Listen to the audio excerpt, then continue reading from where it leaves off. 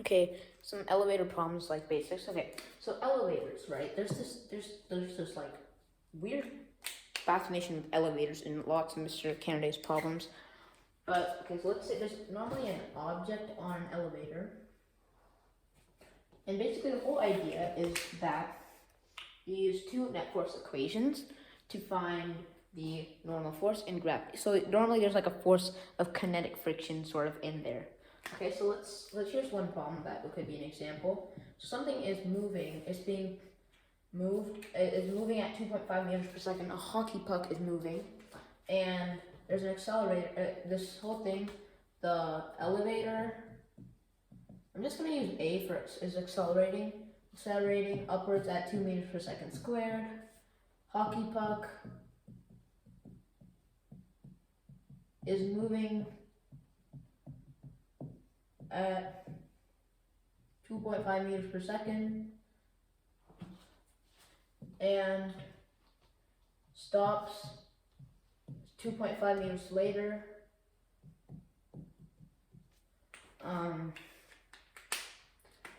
Hockey puck is 5 grams. Find force of kinetic friction F is 0.3. Okay, so the first thing to do in these sort of problems is a free body diagram, and here's some tips on the free body diagram. Okay, so first you got to think about what forces are applying. So if something is accelerating in a direction, that means that the net force is there's a force that's is going that direction, which is stronger than the forces going the other direction. So you really know that the normal force must be higher than the force of gravity. So do a small force of gravity here. And now you look at everything else. So you see that it's moving at 2.5 meters per second and stops 2.5 meters later. If it stops, it means it's accelerating in the negative direction. So there's a force of friction there. Now we gotta look at what we're trying to solve for. We have to solve for force of kinetic friction. Force of kinetic friction equals 0.3, because we substitute this in, times the normal force. So now we gotta write down all of the equations. Normally, one of the biggest equations that's used is F net K, is F net X and F net Y. So F net Y here is equal to the force of normal plus the force of gravity, and that's also equal to the mass times the acceleration. So the hockey puck is 5 grams. It's accelerating upwards at 2 meters per second squared. So that's 10 equals the force of thing plus the force of gravity, normal force plus the force of gravity. So the normal force here is bigger than the force of gravity, we know that. But we can solve for the force of gravity. The force of gravity is, as always, force of gravity equals mass times gravitational acceleration. Here's the gravitational acceleration, it's negative 10. The force of the mass is 5 grams. So this is negative 50 is the force of gravity. Now that you solve for the force of gravity, you just input it into this equation, and this is 10 equals negative 50 Fn. So the force of normal is 60 newtons upward. Then you just plug this into this equation, so F of k equals 0.3 times 60. And then you can just use this trick, which is quite easy for clicking solving problems. Make that a 6, and make this a 3, 18. So the answer to this is F of k is 18 newtons. Okay.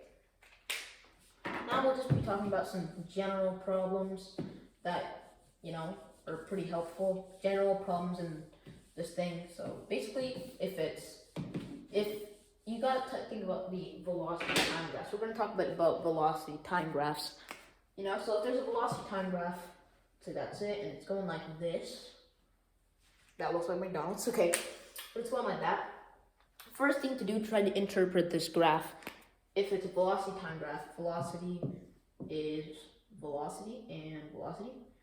Okay, so make sure to label the axis. This point is positive, this point is negative.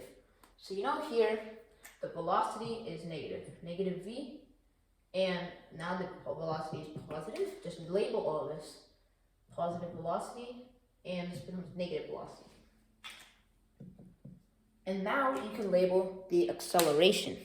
So here, if you look at the way the graph is going, it's going from a negative value to a positive value, which means it has a positive acceleration for all of this. Here it's going from a positive value to a more negative value. So it has a negative acceleration, positive acceleration. Now it has a negative acceleration. That's how to like really quickly interpret these velocity time graphs. These are a very quick tripper. But let's say we have the same graph, but it's a position time graph. How do you interpret that? So let's just add a position. Displacement, sorry. Displacement, no. Wait, no, position, because it's time graphs. Okay, so position, that's time, and let's just draw the same McDonald's looking goofy thing. Actually, that was kind of bad. Okay. And, okay, that looks really bad. Okay, there. So let's just imagine that's correct.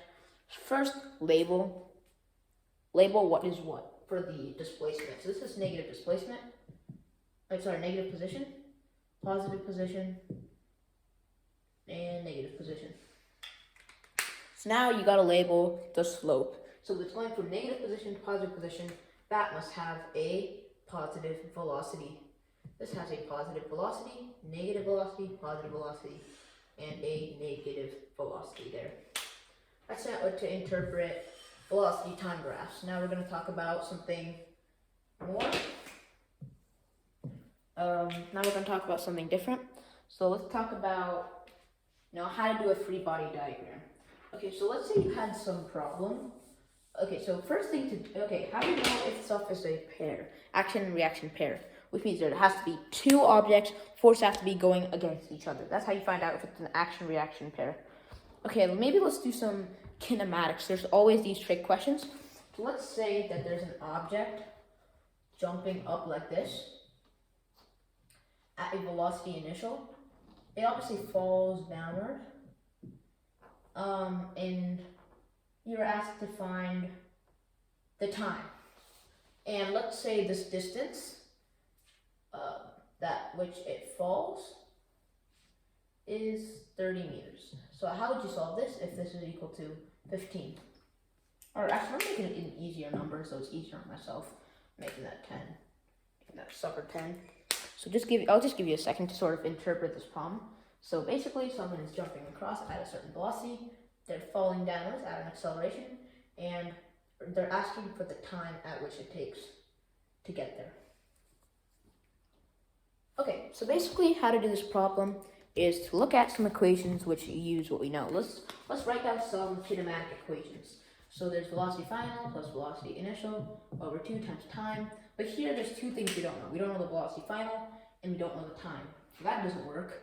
So let's think of our next equation. Let's think of the big displacement equation because we know the displacement. So if it's negative 30 equals 1/2 at squared, that's basically a negative 5. Negative 5t squared plus velocity initial times change in time, which is also what we're solving for. And if you don't notice this, you can make this like 5t squared plus 10t plus 30, and this is actually something we know how to solve. This is just a quadratic equation. Oh, actually, you cannot see that. Okay, I thought you could see that. Okay, well, give me a second. Okay, there you go. You can sort of see that. This is actually just a quadratic equation. Negative 5t squared plus 10t plus 30 is what you're solving for. So here we can just solve this using the quadratic formula, but first we can use factoring to just factor out this negative 5, so it's way easier. Negative 2t plus, and negative 6 here. Okay, and we can just use factoring here to try to solve this. Is there two numbers which works? 3 and 2 doesn't work, 6 and 1 doesn't work, 3 and 2 doesn't work. So no, there's no number such that this works. So we can use the quadratic formula. So this is negative b plus or minus the square root of b squared. That's 4 minus 4a and c. That's plus 24. All over 2a. So the a here is 0, so 2. And this is 26, so that's the answer right there. So, yeah. So that's the kind of problem we will encounter, as he indicated that. And let's talk about more problems using sines and cosines. So, I'll make a different video about sines and cosines, and like right after this. Thank you guys.